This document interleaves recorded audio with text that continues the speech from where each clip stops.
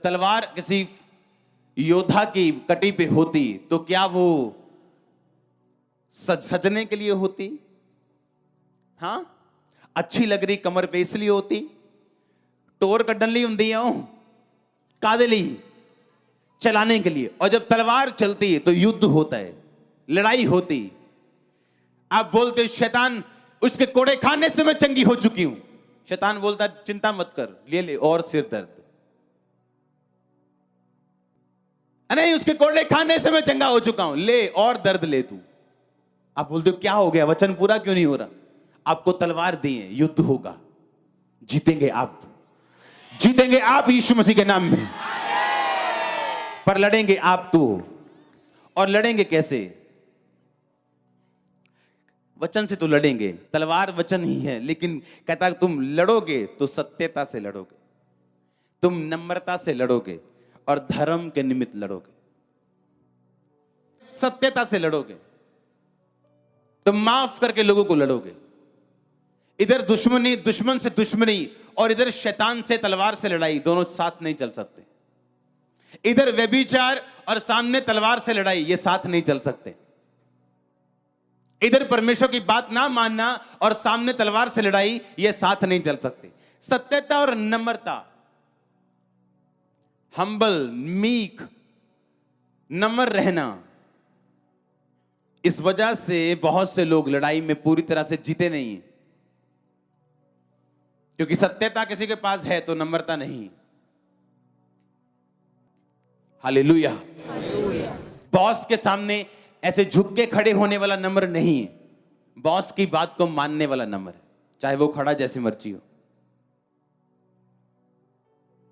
कोई लाख बोले मैं बहुत अच्छा हूं, मैं बड़ा काबिल हूं, अगर वो बॉस की बातों को एग्जैक्ट फॉलो नहीं करता तो वो एक्चुअल में नम्र नहीं, वो दिखता नम्र है, वो एक्टिंग नम्र होने की करते हैं, पर नम्र नहीं।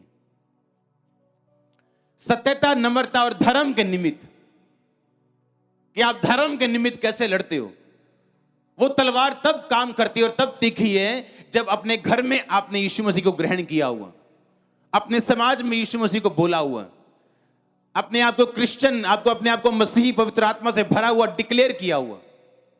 पाप करने के टाइम में भी आप अपने आप को उससे अलग रखते हो और लोगों को बताते हो, दोस्तों को बताते हो कि नहीं, जो तुम कर रहे हो वो मैं नहीं कर सकता, क्योंकि मैं सत्यता, नम्रता और धर्म के निमित्त चलना चाहता हूं। नहीं तो वो तलवार जो मेरे पास है किसी काम की नहीं, वो तलवार कटी पे तब मेरे काम आएगी और चलेगी जब सत्यता और नम्रता और धर्म मेरी जिंदगी में होगा। फिर परमेश्वर कहता मैं तुझे ऐश्वर्य दूंगा और प्रताप दूंगा, तेरी ग्लोरी जो होगी दोपहर के सूर्य की नहीं होगी, ऐश्वर्य होगा और तू सफलता के ऊपर सवार होगा। अगर तेरी कॉलिंग बिजनेसमैन की है तो नंबर 1 होगा, पास्टर की है तो नंबर 1 होगा, चर्च मिनिस्ट्री तो नंबर 1 होगा। मैं तेरे एरिया में तुझे नंबर 1 बनाऊंगा। यह परमेश्वर की कॉलिंग है आपकी लाइफ में। पर जो कोई जितना वचन को पूरा करता है उसकी लाइफ में उतना ही होता है। आमीन। बहुत से लोग समझ नहीं पाते कि सत्यता है क्या, नम्रता है क्या। उनको लगता है ऐसे खड़े हो जाओ, ऐसे ऐसे करे जाओ तो नम्र है हम। नो, नम्रता मालूम होती है आपकी ओबीडियंस से, कितने ओबीडियंट हो आप। जो प्रोटोकॉल आपको दिया गया, जो काम आपको दिए गए, आप उसे पूरा करते हो कि नहीं। अगर नहीं करते हो तो आप एक्टर हो, नम्र नहीं हो। क्या हो आप एक्टिंग करते हो नम्र होने की, आप नम्र नहीं हो।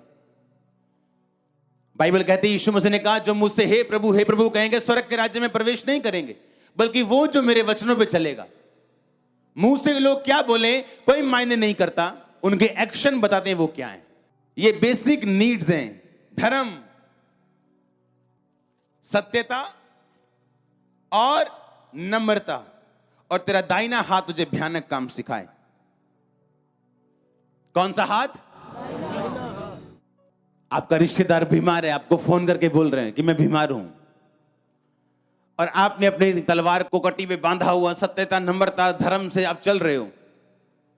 आप बैठ जाओगे प्रेयर में और उसे सिखा दोगे आप कौन हो।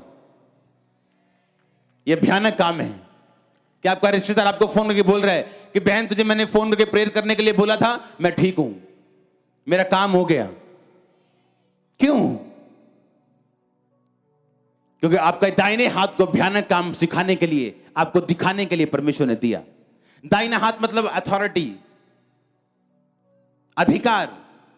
जो एक तलवार बांधा हुआ व्यक्ति, आत्मिक सत्यता, नम्रता और धर्म के निमित्त चलने वाला व्यक्ति अपने पास रखता है, जो परमेश्वर ने हमें बनाने के लिए दिया। आपका बॉस भी देखता है उस तलवार को, अगर आपके पास है तो। आपके रिश्तेदार देखते हैं उस भयानक कामों को, आपका स्टाफ भी देखता है उन भयानक कामों को जो परमेश्वर आपके द्वारा करता है, क्योंकि आप वो व्यक्ति हैं जो सत्यता, नम्रता और धर्म के निमित्त चल रहे हैं। मैं नहीं कह रहा आप आज सुन के जाएंगे और कल ऐसे ही बन जाएंगे, लेकिन आप ट्राई कर सकते हैं, उसमें बन सकते हैं। लोग बोलते हैं इंसान परफेक्ट नहीं हो सकता, इंसान गलतियों का पुतला है। बाइबल क्या कहती है? सिद्ध बन जिस तरह तेरा स्वर्ग के पिता। इसका मतलब आप सिद्ध बन सकते हो, ट्राई तो करो, आगे तो बढ़ो। आप गिरोगे, उठोगे, गिर के गिरे मत रहो। गिरना प्रॉब्लम नहीं है, गिर के गिरे रहना प्रॉब्लम है। आप गिरोगे, उठोगे। जब एक बच्चा चलना सीखता तो गिरता है, लेकिन वो बैठ नहीं जाता, रोता है 2 मिनट, फिर उठ जाता है, भूल जाता है। भूल जाओ पुरानी बातें, फिर से चलो, और प्रभु आपको खड़ा करेगा, और वो आपको ऊंचाई पे खड़ा करेगा। उसने पतरस को किया, वो आपको करेगा। वो बदलने वाला परमेश्वर नहीं है। बस गिरे मत रहो, उठ जाओ और खड़े हो जाओ। आमीन। और फिर चलो, फिर चलो। आप थकेंगे, बैठ जाएंगे 2 मिनट, कभी टांग पे चोट लगेगी, कभी बाजू पे लगेगी, आप बैठ जाएंगे, फिर से खड़े होंगे। एक दिन आप भागना सीख जाएंगे और अपने परिवार को साथ भगाना भी सीख जाएंगे। उसने कहा तेरा दाहिना हाथ तुझे भयानक काम सिखाए। आप भयानक काम करने के लिए बुलाए गए हो। क्या ये भयानक काम नहीं? जो 80,000 यूरो नहीं कर सके, वो एक प्रेयर ने कर दिया। जो आईवीएफ नहीं कर सका, जो डॉक्टर नहीं कर सके, वो प्रेयर ने कर दिया। जिसका इलाज नहीं है मेडिकल साइंस में, वो प्रेयर ने कर दिया। तो परमेश्वर ने कहा मैंने तुम्हें भयानक काम करने के लिए बुलाया। उसने कहा लोग तेरे साथ होंगे, डिवाइन हेल्पर्स तेरे साथ होंगे। अगर तू सत्यता, नम्रता में चलेगा, तेरे होठों पे अनुग्रह होगा। अगर तू सुंदर होगा, परम सुंदर होगा, धर्म से प्रीति रखेगा, दुष्टता से बैर रखेगा, अगर तेरे सिर पे तेल होगा, अनॉइंटिंग होगी, अभिषेक होगा, तू सफलता पे सवार होगा, तेरी कटी पे तलवार होगी, तो भयानक काम सीखेगा। तेरा दाहिना हाथ तुझे भयानक काम करना सिखाएगा। तेरा दाहिना हाथ तुझे भयानक काम सिखाए। तलवार कहां बांधनी है? कटी पे। सत्यता, नम्रता, धर्म के निमित्त अपने ऐश्वर्य और प्रताप के ऊपर सफलता से सवार हो। ये मेरी प्रेयर पॉइंट्स है मेरे, जो मैंने लिखे। हाँ, पहली प्रार्थना किस चीज के लिए करनी, दूसरी, तीसरी, चौथी, पांचवी, इस तरह से मैं प्रार्थना करता हूं। आपको प्रेयर पॉइंट्स करके प्रार्थना करनी है। और एक दिन में 30 पॉइंट लिखने की जरूरत नहीं। बैठ जाओ प्रेयर में, आपको पता है कि 4-5 पॉइंट्स हैं आपके पास, लिखो, फिर लड़ो उन पे, मारो मुक्के, पकड़ो शैतान को। रोज अगर एक पापी विधवा का न्याय कर सकता है, परमेश्वर ने कहा वो लोग जो दिन रात मेरे नाम की दुहाई देते, मैं उनका न्याय क्यों ना करूंगा।